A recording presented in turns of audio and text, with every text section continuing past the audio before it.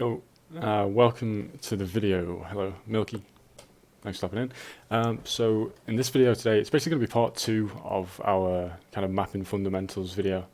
And in today's video, we're essentially going to go over the kind of third most important thing when you're looking at mapping being one of the things you want to focus on in the game, and that's going to be efficiency. And it's something that's spoken about like quite often. Just play the game, or hideout is lava and stuff like that. And I'm going to kind of go into like why those things are true, but also there's a lot of things that complement it. So we're actually going to go over one particular strategy as an example of one, how you would develop a strategy, like I spoke about in the last video. So last video, for those that didn't watch it, basically it's talking about the first fundamental, which is completing your atlas, because it's just a multiplier to everything you get for the entire duration that you play after it's done if you're mapping, and having a strategy, so having a focus that you're coming into the game to do. So we're going to go over one thing. The one that I'm going to choose is going to be Lexidurus, and we're going to talk about Delirium. Now, that might lose a few people there. You might think, oh, it's Delirium, like it's too expensive or stuff like that, or it's too annoying. It's just for the purpose of describing how I would come up with a strategy and what you would do to kind of run it more efficiently. So if you've decided, based on last video, that Delirium is what you want to farm, you probably would find yourself looking towards either Turn's End or Lexidurus. Personally, I like this one. These nodes in here, they don't really do enough for me.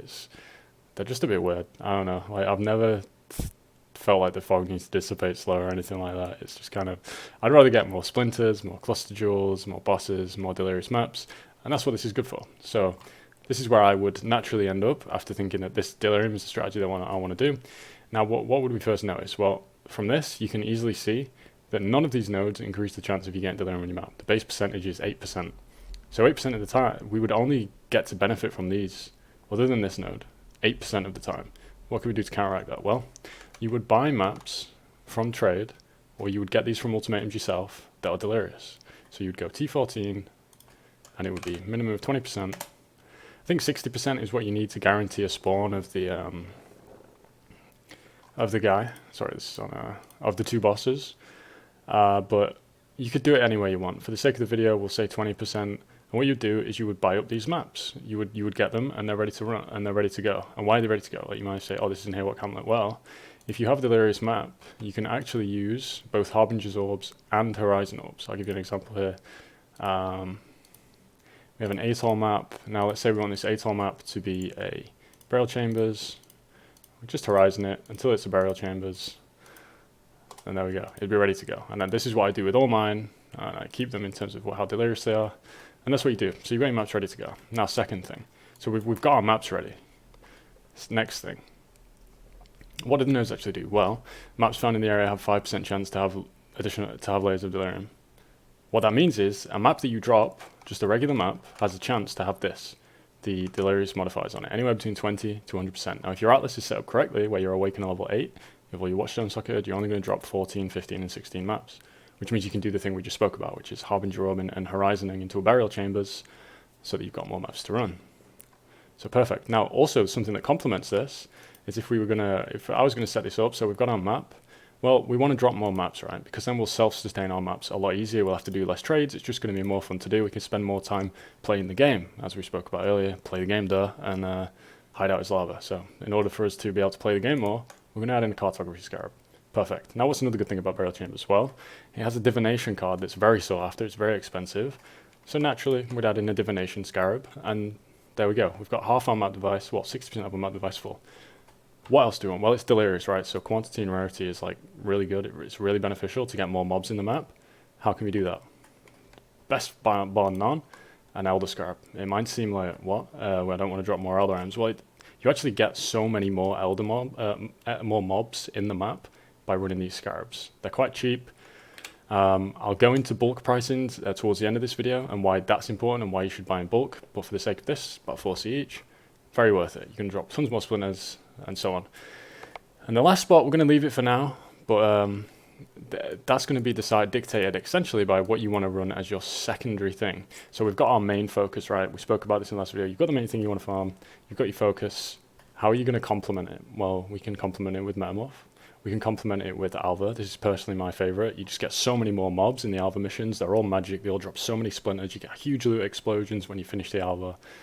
This is my personal favorite. But if you wanted to run Perandus, well, this final spot that is ready for you to put a Scarab in, you would run Perandus. If you want to run Metamorph, you would add a Metamorph Scarab. If you're going to run Alva, well, you could just add something that adds more monsters into the map. That could be Legion. Personally, I would avoid Legion and Harbinger because these prices are solely dictated by the people that are farming them in the zones where they're most efficient. So I'd stick to maybe an Abyss Scarab, a Breach Scarab. Yeah, I'd go for those two most of the time, Breach and Abyss, because these two, their prices are too high for what you're going to get from in this particular zone. So let's just add in a Breach Scarab for now. And then you're going to stick Alva on the map device and you're good to go. So you've got that. Now imagine, first of all, that you have to do this in between every single map. Imagine how long that would take you. You have to do 5 trades, which, let's say a trade takes 30 seconds, 2.5 minutes. So, and it takes you 5 minutes to run the map. So 2.5 minutes out of every, let's just say it takes you, 2.5. So you go 2.5 minutes trading, 5 minutes mapping, 2.5 minutes trading, 5 minutes mapping. Well, you're going to get to the point in an hour where you've spent, what, like 25% of the time trading, if not more. Doesn't sound too good, right? Well, the way you can counteract this is you buy everything at once, and you say, all right, if I'm going to run 5 maps an hour, or 6, or 7, you figure out how long it's going to take you, and you prepare for your session in advance. If you're going to say, I'm going to play for 4 hours, well, then you have 4 hours of maps ready to go. You can do that at the end of the previous day session. You can do it before the current day session. That's personally what I do. I have everything ready to go. I have all my maps rolled. I'll have 144 atolls rolled. So all I can do on stream is just put the maps in and go. And I would do this if I didn't stream. Like, this is just better for speed. Doing one thing 100 times is slower than doing getting 100 things once. It's just a fact. It's just how it works. Now, you might say, oh, but then you have to pay in bulk. Well, think about it this way. If you take 30 seconds to buy 60 things, you get a full inventory of Scarabs, and it takes 30 seconds per trade. So you've done 30 seconds and you've got 60 Scarabs. Or you do 30 seconds 60 times and it takes you half an hour. Well, that's half an hour of your profit that you're missing out because you're not playing the game dirt, or you're in your hideout, you're not doing hideout, it's lava. So the most important thing you can apply to your maps is, one, maybe you're not the kind of person that knows how long you're going to play. So in this case, I'd just say, have a decent amount ready to go. Buy in bulk, get ready to go. Because if you have a solid strategy that you know is going to work, then you can just trust that buying the things is going to be worth it. Because typically the prices, if it seems too high to you, it probably is in bulk. So be within reason. Don't like overpay by about 50%.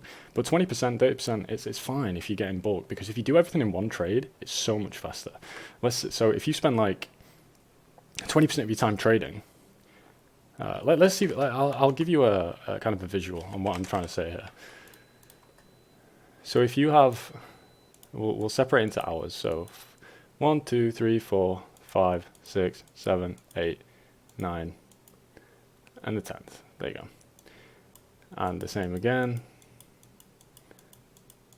Again, I'm sorry, I'm a bit of a vega. I'm trying very hard to explain these things, but if you just cut these off because you spend that time trading, and you're making, let's say an X an hour, well, that's 2X you've lost. Now, if you are, so you can like pay up to 2X to buy things in bulk before it's worse to buy things in bulk, right? And it's very rarely going to be that much more. If you're buying like Scarabs and stuff like that, the 2X, it just isn't going to matter, because those trades, it's going to take you like this much time here. That's how long it's going to take you to do all the trades in bulk. This is going to take you 2 hours if you buy everything at one at a time. Okay, so the importance of bulk cannot be overstated, and the importance of preparation, because you have to trust that your strategy works, for one. Again, I'm not going to go into strategies. I've given you an example here, but I'm not going to go into what your strategies would be. I've given you the tools, basically, what I've done there to figure out that Delirium strategy. I haven't done this. Like, that was just me saying, okay, this would be a cool thing to do. How would you adapt it into a strategy? That is how I would. So yeah, preparation and buying in bulk so that you can play the game more. Because that's what you want to do, right? It's not fun to trade. You want to play the game. So doing everything in bulk, even if you're paying above by like 20%, it's going to save you way more in the long run. And this is what I'm trying to get to across to people in stream. So I hope this is helpful. I'm sorry if it was a bit long-winded. I'm trying to get used to being quite quick in my answers because I'm getting a lot of the similar questions, but that's the purpose these videos have. So appreciate you guys watching. I hope this was helpful, and that you can find some pretty cool strategies for yourself. Maybe you can apply what I've done here to other things across the atlas. You can let me know if you do. Let me know in the comments if you find some cool thing and you put together a strategy. But as I say, the first video, sort that out first, get a strategy and get your atlas. So thanks for everyone for watching. If you made it this far with me blabbing at you, I appreciate it. Big love. Peace.